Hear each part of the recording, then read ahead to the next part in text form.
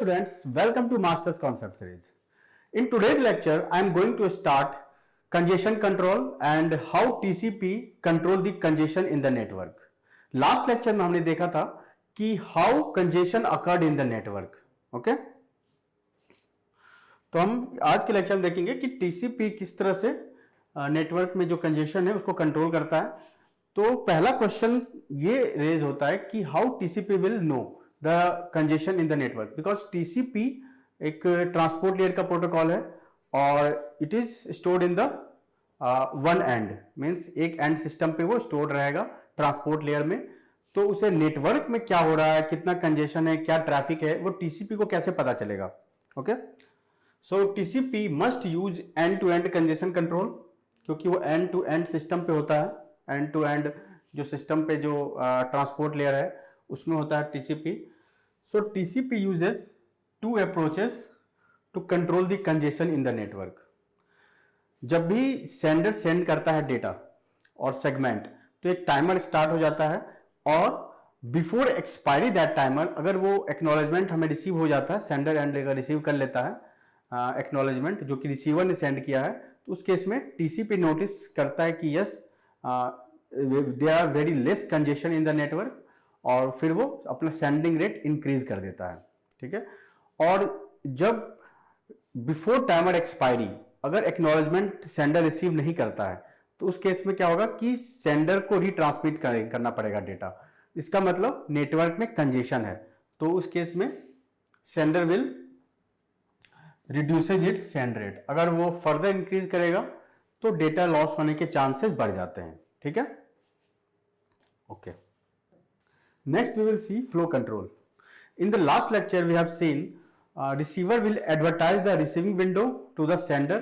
अगर receiving window का information अगर sender को मिलता है, उस केस में sender knows that how much buffer is available at the receiver end, और उस buffer के size के according he sender will send the data. Means receiver is controlling the sending rate of sender. तो यहाँ पे अगर less amount of buffer size available है अगर रिसीविंग एंडो पे, तो यहाँ पे सेंडर जो है वो अपना सेंडिंग रेट को डिक्रीज कर देगा. ठीक है. इस तरह से हम यहाँ पे फ्लो कंट्रोल करते हैं. तो रिसीवर एंड पे अगर रिसीविंग विंडो साइज को कंप्यूट करना पड़ेगा इसके लिए, तभी हम सेंडर को इंफॉर्मेशन सेंड कर पाएंगे. तो इसके लिए रिसीवर एंड पे दो वेरिएबल्स यूज होते हैं. First one is last byte received and last byte read. Last byte received क्या है कि नेटवर्क से जो भी पैकेट रिसीव होता है ट्रांसपोर्ट लेयर को, ठीक है, वो लास्ट बाइट कौन सा है, कौन सा रिसीव हुआ, और लास्ट बाइट रेड हुआ मतलब कि कोई भी एप्लीकेशन प्रोसेस उस बफर से लास्ट बाइट कौन सा रेड किया है, उन दोनों का जो डिफरेंस होगा वो हो जाएगा, वो जो है रिसीव बफर से लेस होना चाहिए. जैसे ये मेरा बाइट्स है, पहला, दूसरा, तीसरा, चौथा, पांचवा, छठा, सातवां, आठवां, नौवां, दसवां. इस सीक्वेंस में अगर मेरा बाइट रिसीवर एंड पे आता है, this is first byte received, this is second, third, fourth, 5, 6, 7, 8, 9, 10. Okay. इस फ्लो में मेरा बफर में डेटा स्टोर हुआ, पहले 1 byte, this is second, this is third, this is fourth. तो ये जो पार्ट है इसका मतलब this is first one and this is last one, this is last byte. तो दिस लास्ट बाइट ये क्या है, this is last byte received. क्या ये the number of the last byte in the data stream that has arrived from the network and has been placed in the receiver buffer at receiving end. तो ये मेरा मान लो receiving buffer है, okay, और ये मेरा लास्ट बाइट है, दिस इज लास्ट बाइट. ये मेरा लास्ट बाइट रिसीव हुआ, और ये और दूसरा है लास्ट बाइट रेड, जो सबसे पहले आया होगा वो उसको प्रोसेस ने पहले रीड किया होगा. ठीक है. तो इसका मतलब है इन दोनों का जो डिफरेंस होगा उतना मेरा जो है वो वैल्यू जो है रिसीविंग बफर से छोटा होना चाहिए. This is my receiving buffer, और इन दोनों का जो डिफरेंस है वो इस टोटल से स्मॉलर होना चाहिए. तभी हमारे पास स्पेस अवेलेबल होगा अपकमिंग बाइट का. मीन्स जो भी उसके बाद 10 के बाद जो भी डेटा आ रहा है उसको अगर हमको स्टोर करना है तो हमें स्पेस चाहिए रिसीविंग बफर में। तो ये कंस्ट्रेंट है कि last byte received minus last byte read should be less than equal to receiving buffer. और रिमेनिंग बफर साइज कितना है, जो वैकेंट है वो इतना पार्ट वैकेंट है, दिस इज रिसीव विंडो। ठीक है, ये रिसीविंग विंडो कैसे कैलकुलेट करेंगे, दिस इज रिसीविंग बफर और माइनस दिस वैल्यू। ठीक है, इससे हमें रिसीविंग विंडो मिल जाएगा रिसीवर एंड पे। Then this receiver window is appended in the header of the TCP in the receiving side, और ये वैल्यू जो है ये जो हेडर है वो एडवर्टाइज कर दिया जाएगा सेंडर एंड को। Then sender end will get the receiving end information. ठीक है, when TCP sender receive this receiving window information, then first of all he will compare this value with amount of unacknowledged data. ये unacknowledged data क्या है, see TCP sender के and पे TCP एक window maintain करता है। जो भी मैसेज है जो कि बाइट स्ट्रीम में रिसीव हो रहा है ट्रांसपोर्ट लेयर को, जो भी इंफॉर्मेशन है जो कि एप्लीकेशन लेयर से आ रहा है ट्रांसपोर्ट लेयर को in the byte stream format that is received in the transport layer, और वो बाइट को पहले सेगमेंट में कन्वर्ट करते हैं। ठीक है, और मान लो this is my first segment, this is second, this is third, fourth, fifth, sixth, seventh, eighth, ninth. Okay, this segments is received in the transport layer. और टीसीपी एक विंडो मेंटेन करता है। मान लो उस विंडो में हमारे 4 सेगमेंट्स हैं, और अगर ये फर्स्ट सेगमेंट को अगर हम सेंड करेंगे then we no need any acknowledgement from the receiver side.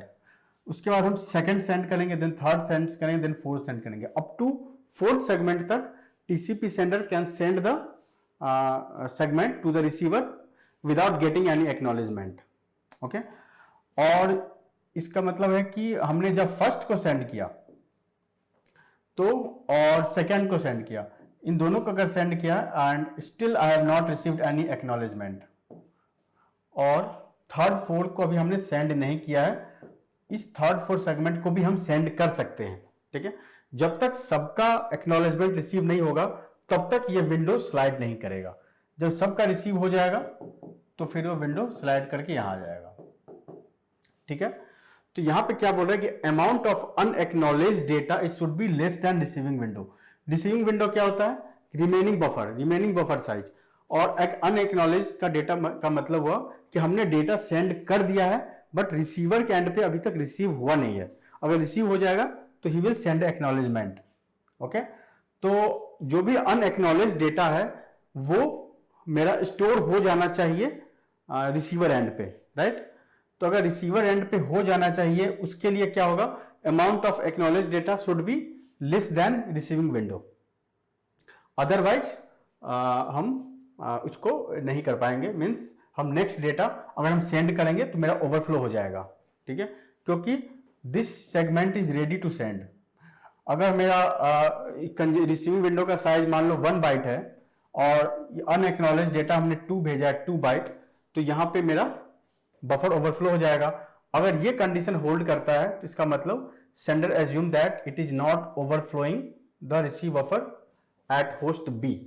Means host A ने सेंड किया और होस्ट बी ने अगर रिसीव कर लिया है डेटा, इसका मतलब amount of unacknowledge data definitely less than receive window होगा।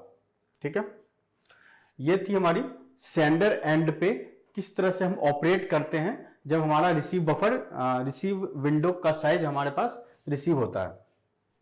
अब सेकेंड थिंग है, with the help of receiving window size we can determine the sender's window size. अगर हमको सेंडर का विंडो साइज पता चल जाता है तो उस केस में हमें यह भी पता चल जाएगा कि how much segment we can send at a time without getting any acknowledgement. ठीक है, और इससे क्या होगा कि हम फास्टर रेट से डेटा सेंड कर पाएंगे नेटवर्क में। ठीक है, लेकिन सिर्फ रिसीविंग विंडो ही रिस्पॉन्सिबल नहीं है सेंडिंग विंडो साइज को डिटरमाइन करने के लिए, क्योंकि हमें नेटवर्क में भी कंजेशन है उसको भी कंट्रोल करना है, राइट। तो उसके लिए हम एक और वेरिएबल यूज करते हैं which is called congestion window. तो यहां पे कंजेशन विंडो और रिसीविंग विंडो दोनों में से जो वैल्यू स्मॉलर होगा that will be the actual window size. तो ये कंजेशन विंडो क्या है, basically congestion window is a variable, it will very जैसे जैसे नेटवर्क में कंजेशन अगर बढ़ेगा या घटेगा, उसके अकॉर्डिंग कंजेशन विंडो का साइज भी घटता बढ़ता है और उससे हमारा एक्चुअल विंडो साइज सेट होता है। ठीक है, और ये जो कंडीशन है, this condition will restrict the unacknowledged data. हमने पहले देखा था कि अगर मेरा अनएक्नॉलेज्ड डेटा अगर लेस देन है रिसीविंग बफर से, तो ही मेरा जो है ओवरफ्लो नहीं होगा रिसीवर एंड पे, राइट। लास्ट स्लाइड में हमने देखा।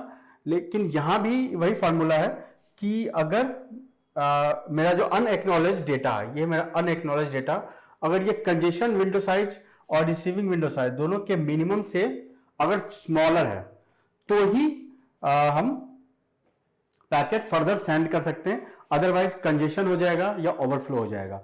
मान लो कि हमारा रिसीविंग एंड पे 100 बाइट का बफर है, हमारा रिसीविंग एंड पे मींस रिसीविंग विंडो साइज जो है मेरा 100 बाइट है और कंजेशन विंडो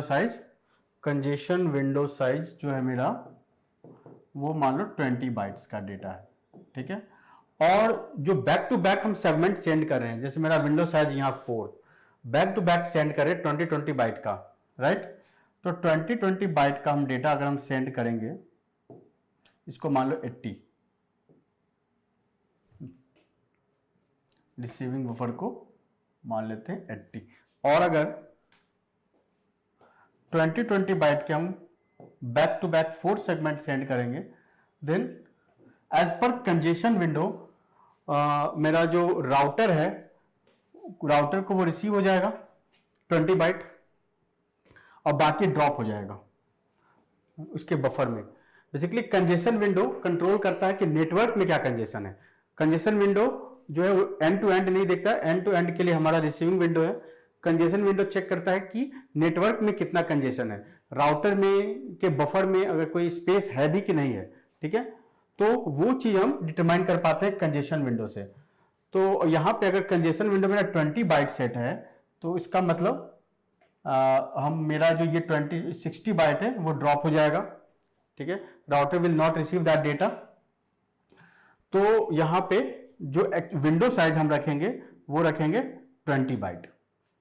ओके, और यहां पे अनएक्नॉलेज डेटा मतलब नंबर ऑफ बाइट हमने जो सेंड किया है और हम वेट कर रहे हैं उस डेटा के एक्नॉलेजमेंट का। अगर मेरा जो नंबर ऑफ बाइट्स हमने सेंड किया है और अनएक्नॉलेज डेटा है वो उस कंजेशन विंडो से लेस होना चाहिए। ठीक है, तभी हम प्रॉपरली सेंड कर पाएंगे और डेटा मेरा लॉस नहीं होगा। तो दिस कंस्ट्रेंट, ये जो कंस्ट्रेंट है, this constraints limit the amount of unacknowledged data at the sender end indirectly limits the sender send rate. और यहां पे हमारा जो विंडो है वो स्मॉल हो जाएगा, क्योंकि यहां पे हम सेंडर्स के सेंडिंग रेट को कंट्रोल कर रहे हैं, right. So bye adjusting the value of congestion window, the sender can adjust the rate at which it sends the data into the network. Okay, जैसे कंजेशन विंडो में reduce होगा, मेरा जो sending rate है वो भी रिड्यूस हो जाएगा, राइट। और सेंडिंग रेट हम कैसे कैलकुलेट करते हैं, वो करते हैं congestion window divided by RTT bytes per second. Round trip time, RTT means round trip time. Round trip time क्या होता है कि अगर हम एक congestion window without getting acknowledgement send कर दी, जैसे 1 2 3 4 हमने सेंड कर दिया, सी मेरा कंजेशन विंडो साइज था वहां, एक्चुअल विंडो साइज था मेरा वहां 1 2 3 4, तो यहां पे 1 गया, 2 3 4, ठीक है। फिर ये सेंड होने के बाद मेरा एक्नॉलेजमेंट रिसीव हुआ, ठीक है। तो this is round trip time. Okay, तो कंजेशन विंडो का साइज, जैसे यहां पे मैंने 4 डेटा बेचा, अगर 1 बाइट का, तो 4 बाइट डिवाइडेड बाय जो भी राउंड ट्रिप टाइम का वैल्यू होगा वो, this is sender send rate. Okay, ठीक है। Now will C congestion detection in the network. यहां टीसीपी सेंडर को कैसे पता चलता है कि राउटर में स्पेस नहीं है, राउटर के बफर में स्पेस नहीं है, अगर हम डेटा सेंड करेंगे दैट विल बी डिस्कार्डेड। तो इसके लिए एक कॉन्सेप्ट है loss event occurred eight the sender side. इसके दो सिनारियो हैं, एक तो है टाइम्ड आउट और दूसरा है received of 3 duplicate act from the receiver. Timed out के केस में क्या होता है कि कोई भी सेंडर अगर डेटा सेंड करता है रिसीवर को, तो यहां पे एक टाइमर स्टार्ट हो जाता है, ठीक है, टाइमर स्टार्टेड, और ये जो टाइमर है यहां से स्टार्ट हुआ, यहां पे स्टॉप हुआ। अगर इस टाइमर के एक्सपायर होने से पहले मेरा डेटा एक्नॉलेजमेंट रिसीव हो गया, तो ये फर्दर सेंड करेगा data, means successfully he has send the data. लेकिन अगर जो हम डेटा सेंड कर रहे हैं, अगर हम डेटा सेंड कर रहे हैं, मान लो ये डेटा, इफ अगर V am sending this data, अगर ये लॉस हो गया तो फिर यहां से इसका टाइमर स्टार्ट हो जाएगा, ठीक है, और अगर लॉस हो गया तो receiver will not send anything. तो इसका मतलब सेंडर को पता चल जाएगा कि yes his data is lost, he has not getting any acknowledgement. इसका मतलब नेटवर्क में कंजेशन है, ओके। एक तो ये पहला लॉस इवेंट हुआ, और ये जो लॉस इवेंट है, ये इस लॉस इवेंट को टीसीपी स्ट्रिक्टली हैंडल करता है, ठीक है, क्योंकि इसका मतलब ये हुआ कि श्योर शॉट नेटवर्क में कंजेशन है, इसको एनी हाउ फिक्स करना है, राइट। और सेकंड है received of 3 duplicate act from the receiver. इस केस में क्या होता है कि अगर मेरा डेटा लॉस भी हो जाता है, see this is 3 duplicate act problem. यहां पे क्या है कि सेंडर ने back to back 5 data send किया है, ठीक है।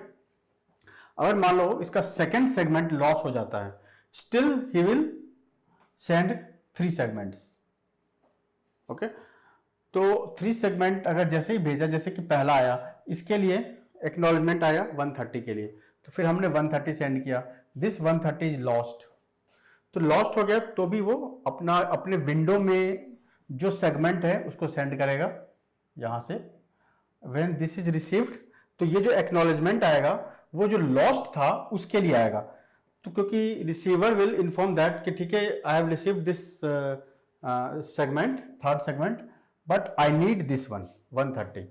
फिर इसने थर्ड पैकेट सेंड किया, फिर से सेम एक्नॉलेजमेंट आया 130, उसके बाद फिफ्थ पैकेट सेंड किया, फिर से उसे back to back 3 duplicate acknowledgement receive हुआ सेम पैकेट का। पहला तो ये ओरिजिनल है और ये 3 डुप्लीकेट पैकेट रिसीव हुआ। इसका मतलब है मेरा पैकेट तो रिसीव हुआ है, बट मेरा एक पैकेट अगर लॉस भी हुआ है तो इसका मतलब है कि कंजेशन उतना ज्यादा नहीं है, ठीक है, दे कैन सेंड। तो इसको टीसीपी उतने स्ट्रिक्टली तरीके से हैंडल नहीं करेगा जैसा कि पहले वाले केस में हुआ था, टाइम्ड आउट के केस में हुआ था, ठीक है। तो now will see TCP congestion algorithm, okay.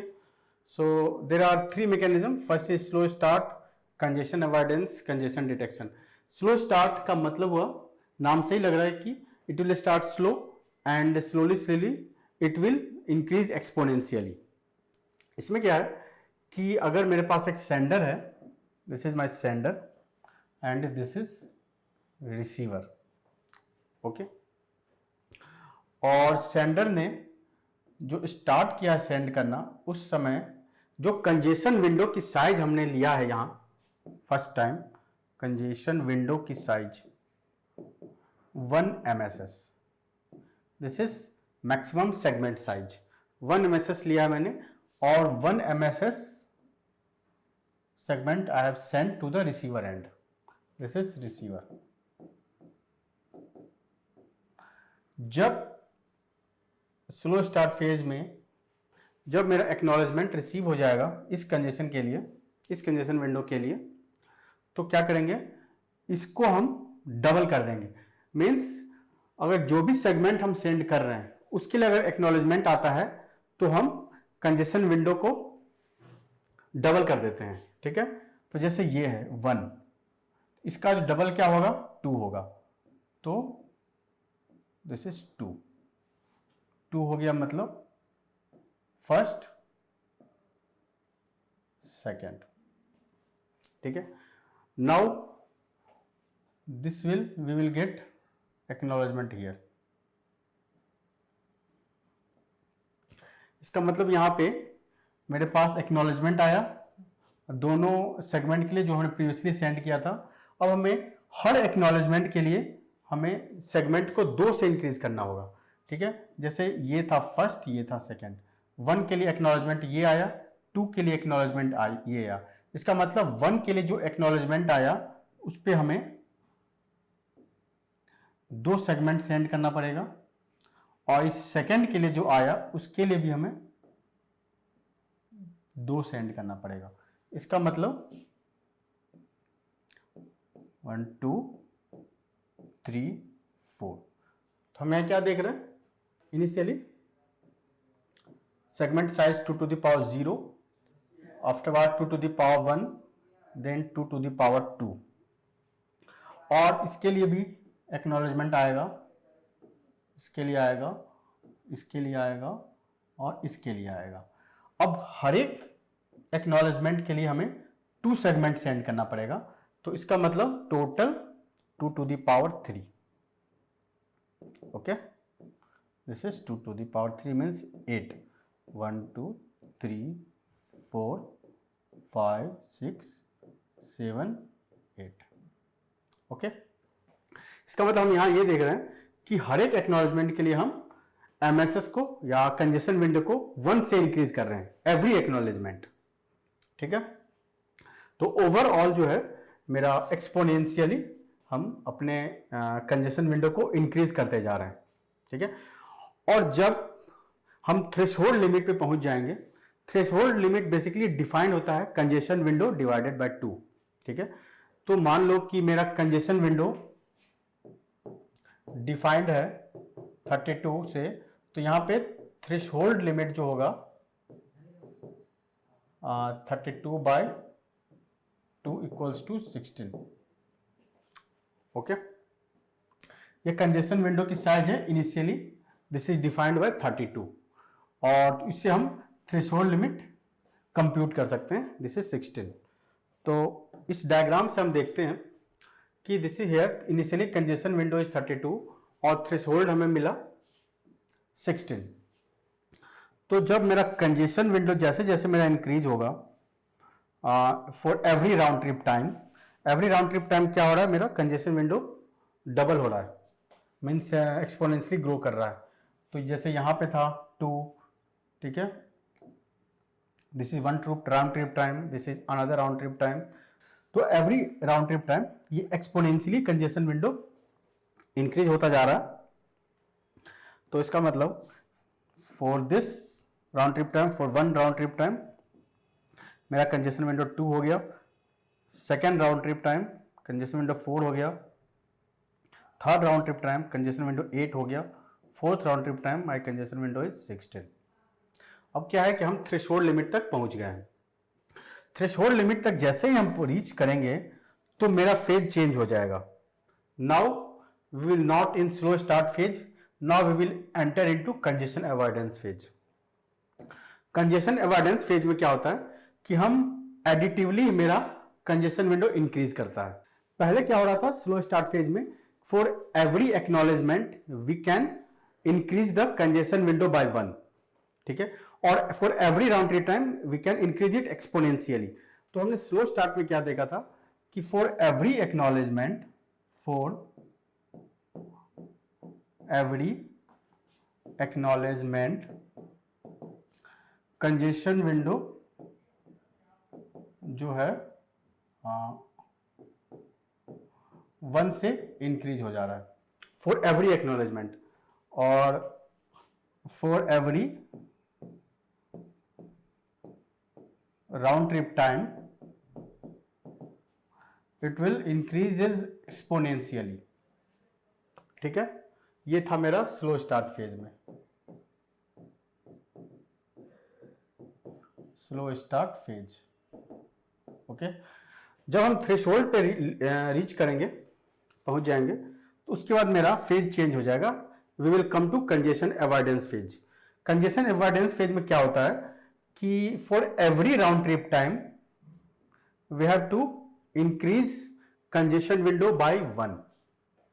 जैसे in the congestion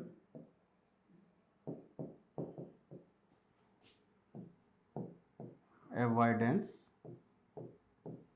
phase for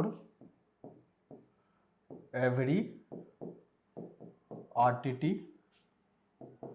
congestion window equal to congestion window plus 1।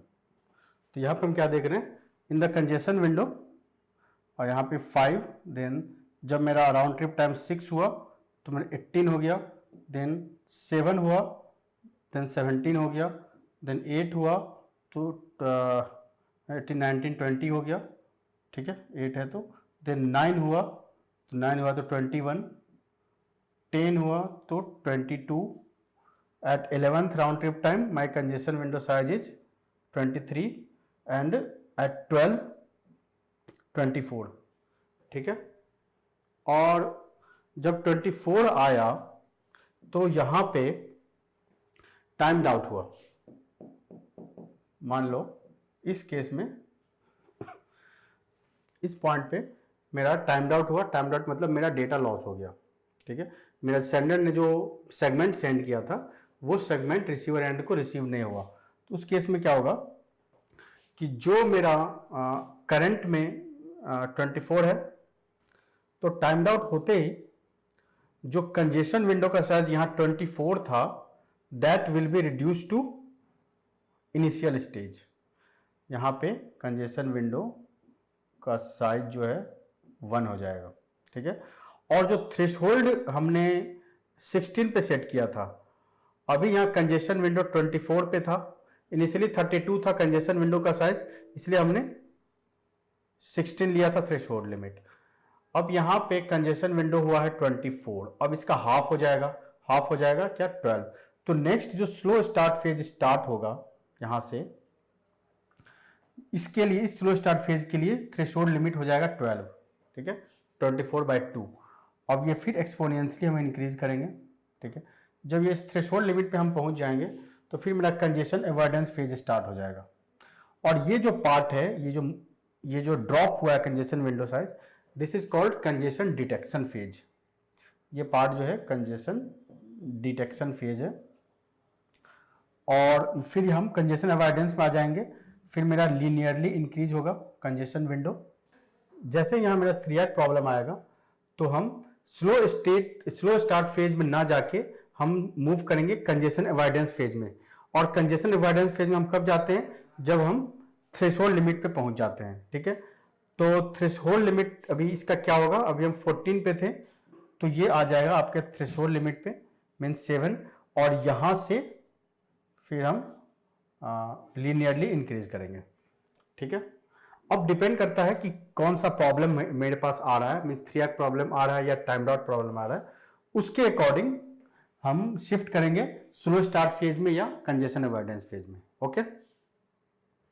Well, this is our congestion control lecture. यहाँ हमने देखा कि टीसीपी किस तरह से कंजेशन को कंट्रोल करता है, ठीक है।